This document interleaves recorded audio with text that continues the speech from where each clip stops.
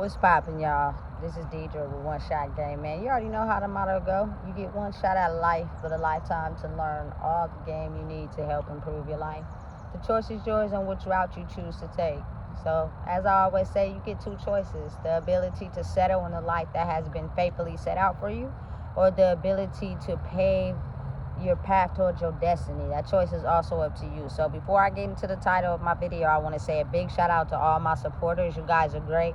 And even the ones behind the scenes, I see y'all too. So, hey, look, I don't know about y'all, but I know about me. And what I know about that is I can feel the shift in the energy. And the reason why I say that is because back in the old version of myself, I was so in tune to my phone. Like, it was the one thing that I could stay attached to block out the noise. But consciously, subconsciously, I don't think nobody really ever noticed that. You know what I'm saying? Now it's all about creating content because that's something that I love to do, because it spreads further than you probably will know or understand. You know what I'm saying? But actually going out and enjoying myself and having fun, I don't feel the need to always record or take pictures. You feel me? Because those moments I feel are priceless. I feel like the moment itself is better than you recording it or taking pictures. Now, I understand, I acknowledge that taking pictures, you know what I'm saying, and recordings helps memories. I get that part. But like, taking your happy moments and posting them on social media, I think we did that a lot because we were trying to put the fact out there that we were happy, but we weren't. Because the times that we weren't recording or taking pictures were the times where we were really suffering for real. But in order to act like that wasn't happening, we post our greatest moments on social media to make it seem as if our everyday life is satisfying and happy and having good moments. You know what I'm saying? And it's almost like, let me fake put a picture up there for you that you can take and hold in your memory for a long time to look at me as a certain person, instead of understanding and realizing that that is just a short period of time. That's really not me for real. That's really not who I am.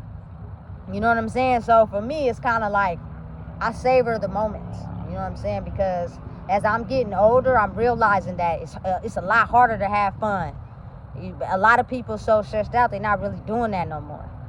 A lot of people don't even know what they can do outside of drinking and going to clubs and functions to make themselves happy, that they just don't do anything. You know what I'm saying? Like, maybe go to the movies. That's boring. Maybe read in a book club with candles and talking. That's boring. People don't like doing stuff like that. You feel me? Like, people really don't know who they are outside of functions. You feel me? Drinking, you know, smoking and just spending money.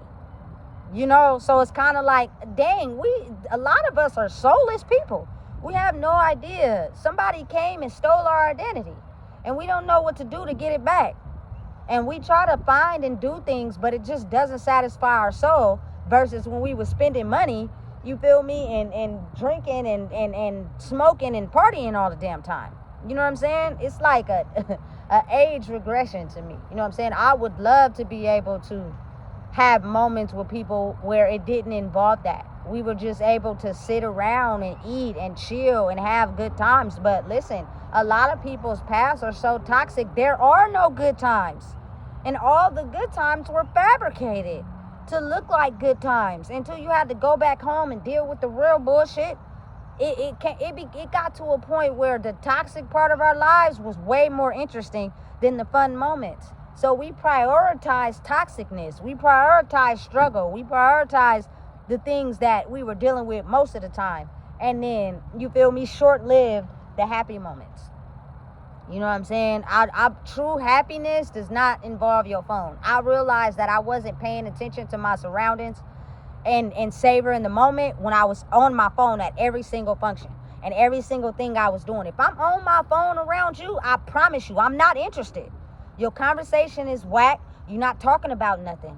You feel me? Key situation. And listen, I'm going to tell you face to face, listen, This ain't it. But some people have a harder time accepting that. So before we get to the bickering and arguing, I'm going to get on my phone. And that should let you know that we probably ain't never going to meet up like this again, because you are not on the same energetic frequency as me, and me giving you a chance and meeting up to you after I figured out who you truly are by giving you chances is not something I'm on.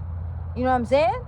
Because now you've gotten so comfortable, you took the blinders off, and I got to see who you really were for real, and it ain't aligning with what I'm on. Doesn't mean I dislike you. It just means I can't kick it with you on that type of level. You know what I'm saying? Listen, if I'm truly enjoying myself and having fun, I promise you my phone will not come out. Every single picture that is took, a video that was recorded, is solely from somebody else's phone, because I flipped it now. You know what I'm saying? I'm not savoring happy moments because I'm depressed most of the time. I'm savoring the happy moments and living my life in peace, processing who I am. You know what I'm saying? And I think that is something that is more better to life. You know what I'm saying? For real. When you get together and you plan an event and you get there and everybody is on their phone, it's kind of like, what the fuck did we meet up for? Why are we even here? Because ain't nobody interested in talking to nobody. We just on the phone the whole entire time. That's boring. And the only time people get out their phone is when they pop the bottle or the blunt go around. I'm over that. That's forever going to be around, but who we are won't. You know what I'm saying? So it kind of like shifted for me.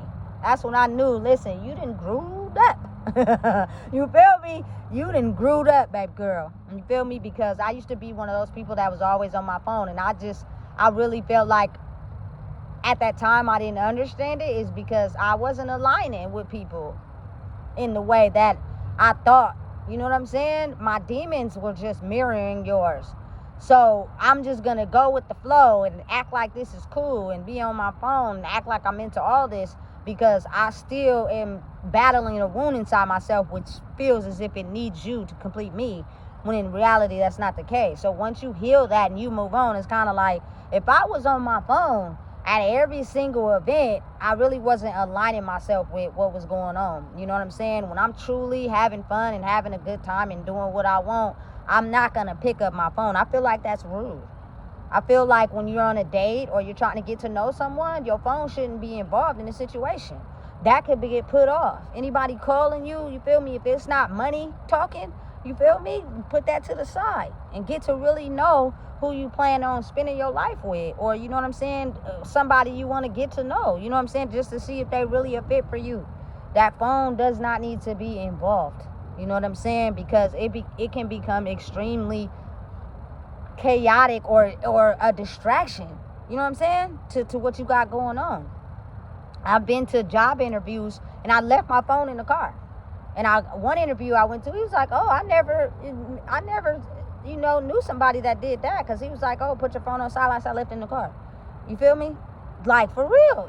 Listen, don't let your phone be a distraction to your love you can have in your life. You know what I'm saying? Because it can be, and you'll be distracted by other people's happy moments, but you really ain't happy for real. You know what I'm saying? It's nothing wrong with, listen, I love Apple. I'm with it. You know what I'm saying? If you know how to work it, hey, make it work for you. But don't forget the living life part too. That's when I knew my energy was changing, because sometimes a lot of the time I get bored with scrolling. And just scrolling. It ain't shit on there.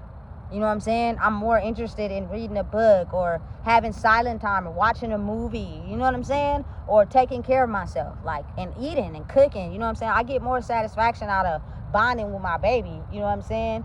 Than just on my phone scrolling. Whereas in my past life, it was the opposite. Nothing got more time than my phone, because I don't know.